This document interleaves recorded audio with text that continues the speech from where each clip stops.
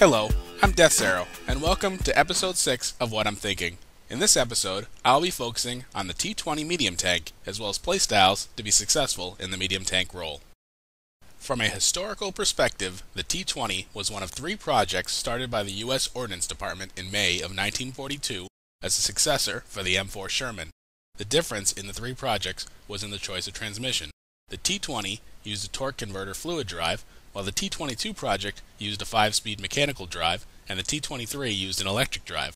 All 3 projects moved the transmission to the rear of the tank, eliminating the need for a drive shaft running the length of the vehicle, which allowed the turret to be mounted lower, decreasing the height of the vehicle. The T20 series tested multiple suspension and armament configurations. Of the 2 prototypes completed, they both mounted a 76mm gun.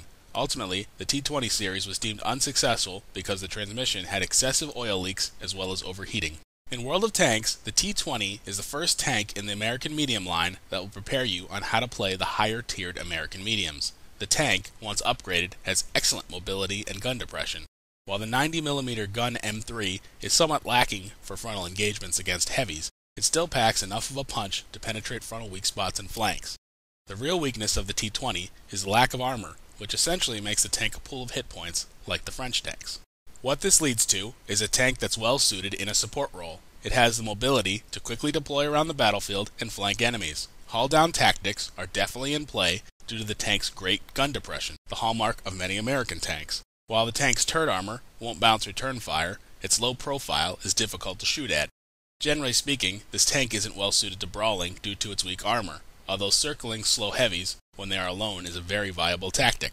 If you can run in a platoon of mediums, a well-coordinated wolf pack can be very effective at dealing with just about any threat and cause a lot of havoc on the battlefield. For equipment on this tank, I use a vent to improve overall crew skill, a rammer to improve loading times, and a vertical stabilizer to improve aim time during and after movement. If you plan to play the tank more as a sniper, then I recommend swapping the vent and vertical stabilizer for binoculars and a camo net. For skills, I recommend repair first, as this tank takes quite a bit of module damage and getting tracked is a death sentence in this tank. Other useful skills would be camo, recon, snapshot, smooth ride, and brothers in arms.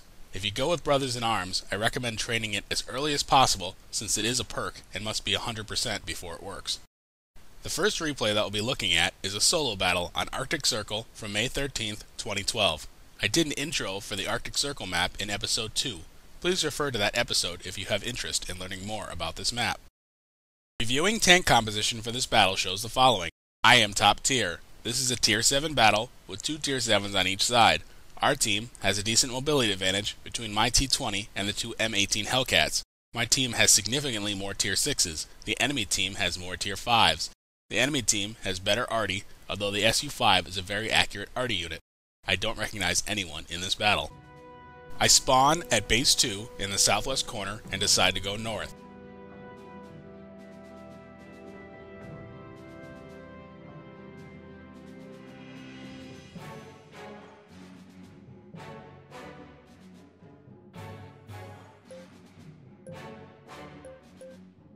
Let's get this show on the road.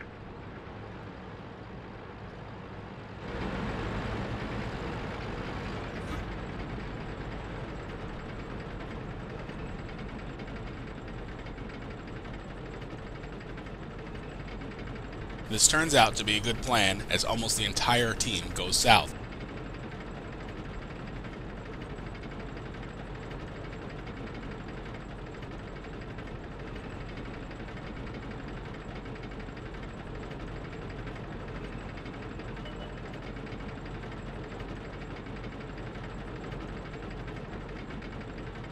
Looking at the mini-map, I'm basically out here on my own. 2/3 of the team is in the south, and I'm the furthest tank north.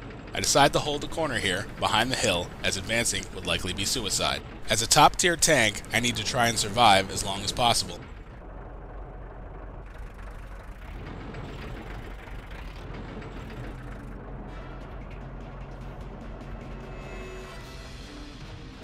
An AMX-12T has snuck up the middle and has a clear shot to our SU-5. I probably should have taken up position further south. I turned to intercept.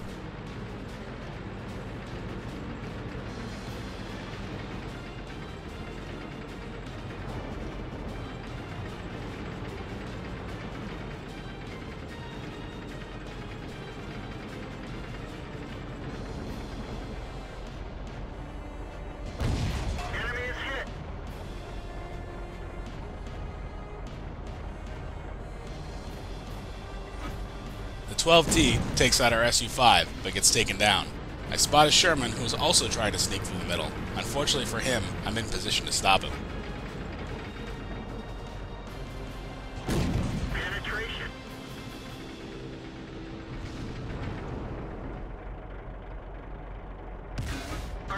They're knocked out. As I take out the Sherman, an M8A1 gets in a flank shot from the North Road. He's not a huge threat and is quickly dispatched with some help from the friendly TDs to the south. With the south better covered, I move back up to the corner behind the hill.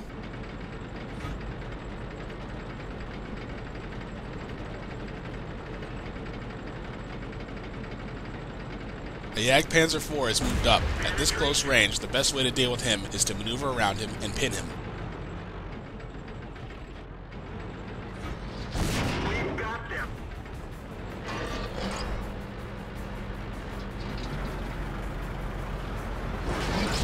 We nailed them back. It seems the Jagdpanzer IV is having connection problems as he barely tries to escape until right at the end. After finishing off the Jagdpanzer IV, I notice an M10 trying to sneak through the middle. I decide to swing around the hill and chase him down from behind.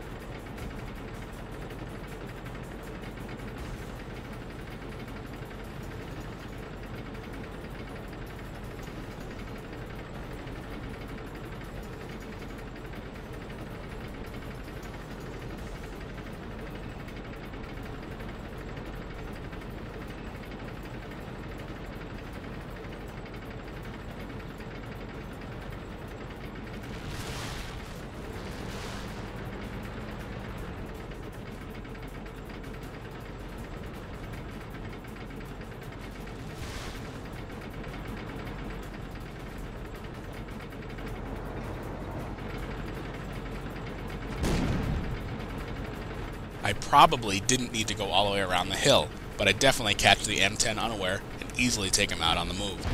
Gotcha.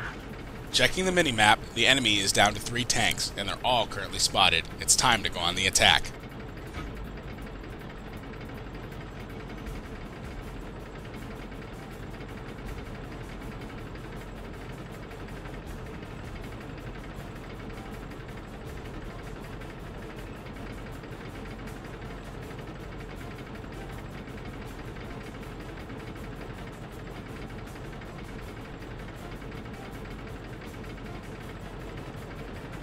I probably could take on the Tiger, but between the M6, ARL, and Artie, I think they have it covered, so I push up the middle towards the enemy base.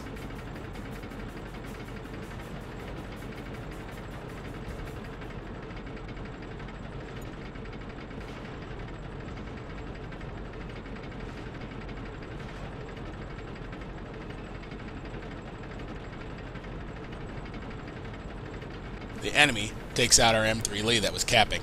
I come up on them from behind. I have support of our Hellcat, who is sniping from the ridge at A5.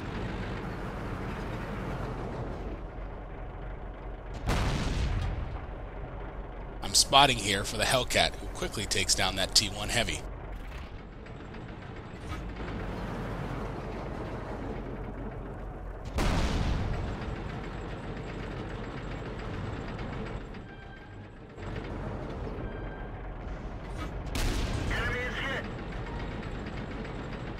I trade shots with the IS, but know that it's futile to try to slug it out here, as I will likely lose.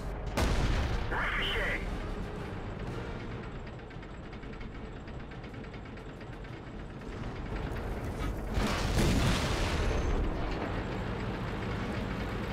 So I make my move and close with the IS and begin to circle him.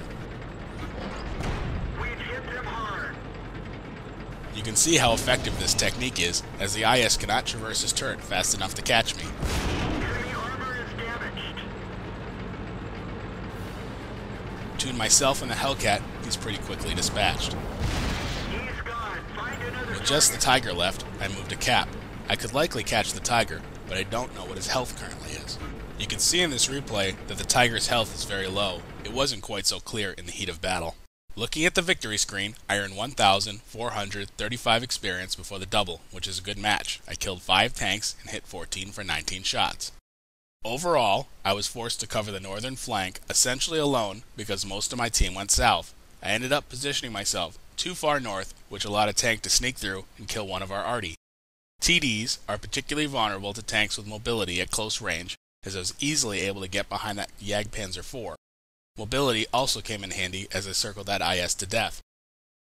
The second replay that we'll be looking at is a platoon battle on mines from May 23rd, 2012. I am platoon with Jovial Madness in his T25/2. I did an intro for mines in episode 5. Please refer to that episode if you have interest in learning more about this map. Reviewing tank composition for this battle shows the following. I am top tier. This is a tier 7 battle with 4 tier 7s per side. The enemy has better top tier firepower, while we have the mobility advantage. Both teams have a number of TDs. Our team has more tier 5s. Both teams have equivalent arty. I spawn at base 2 on the northern side of the map. It's pretty clear that we should take the hill based on our mobility advantage.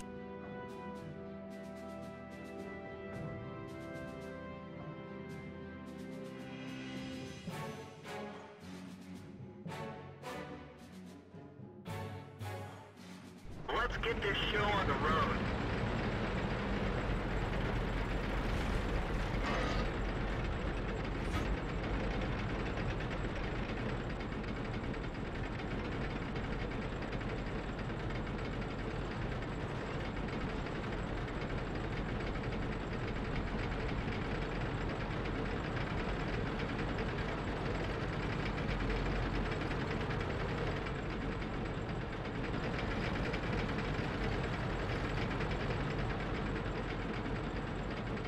We push the hill hard, encountering the enemy's T20.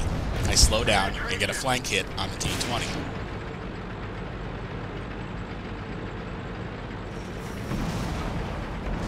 I crest the hill and chase the T20, getting a hit on his rear as he's not paying attention to what's behind him. Normally, I wouldn't brawl like this in a T20, but I have a big health advantage here, and knocking out this enemy T20 secures the hill.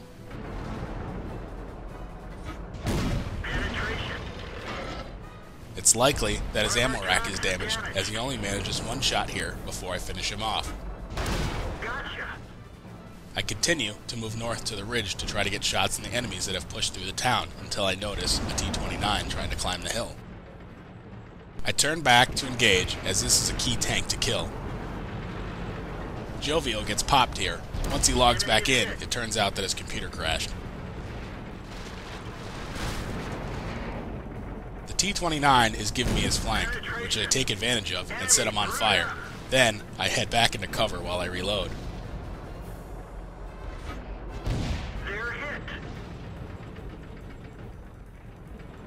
When he turns his turret to engage other tanks, I come back out of cover and knock him out.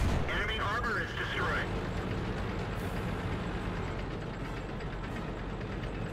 The KV-2 is trying to take the hill now. I use my gun depression here to shoot at the top of his turret. That one didn't go through.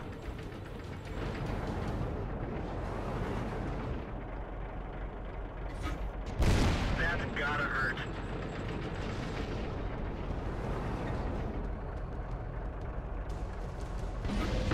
Track hit. Looks like that one went right through. He gets a hit in right before I take him out. Finished him off. The next contender for the hill is a Jagdpanther. I'm facing him up here, as he's not going to be particularly accurate on the move. Penetration. Once he stops, I move to flank. He gets in a hit as I roll past, but I get around him and take him down.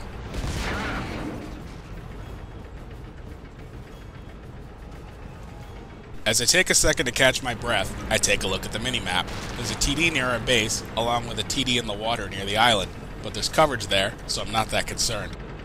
I move to the south edge of the hill to see if I can spot anything. It is possible to spot arty that's located behind the cap from this location. I see a tracer arcing out from that area. At least one of the enemy arty is there.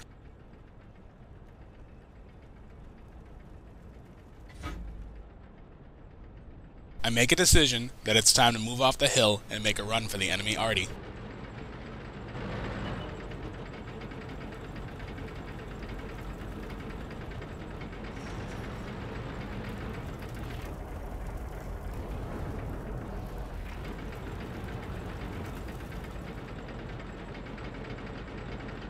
As I come off the hill, I spot a Sherman and take him down on the move without slowing down. I feel like I can safely ignore the AMX-40 and keep pushing towards the enemy base.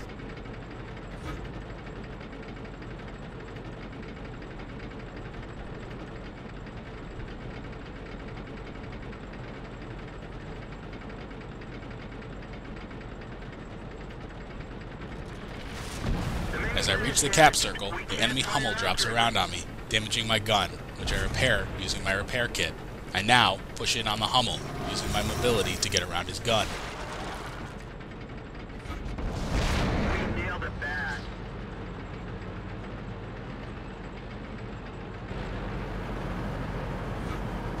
We finished him off.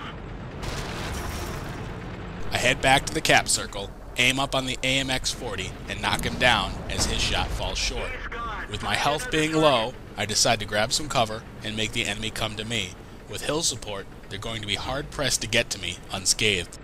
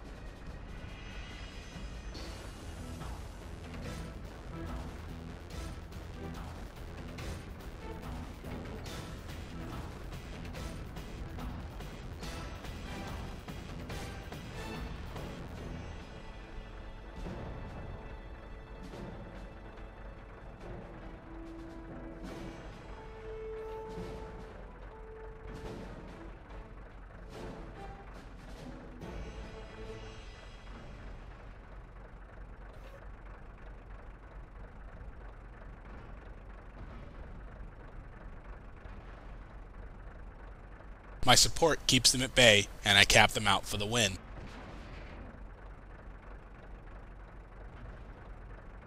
Looking at the victory screen, I earned 2,194 experience before the double, which is a terrific performance. I killed 7 tanks, hit 20 of 22 shots, and earned a top gun, invader, sniper, and a bolter's medal.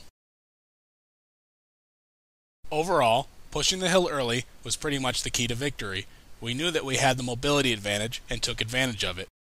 While I generally don't recommend brawling with the T20, going right after the enemy's T20 gave us the hill. Knowing when it was time to leave the hill and push the attack was also important to keep momentum on our side. After clearing out the enemy Hummel, holding up the cap was a good choice given how low my health was at that time. Losing Jovial to computer issues was a big deal as we work very well together, but I kept my wits about me and carried the team to victory in his absence. Thank you for watching this episode of What I'm Thinking. Stay tuned for another episode soon. In the next episode, I will take a look at the AMX 1390.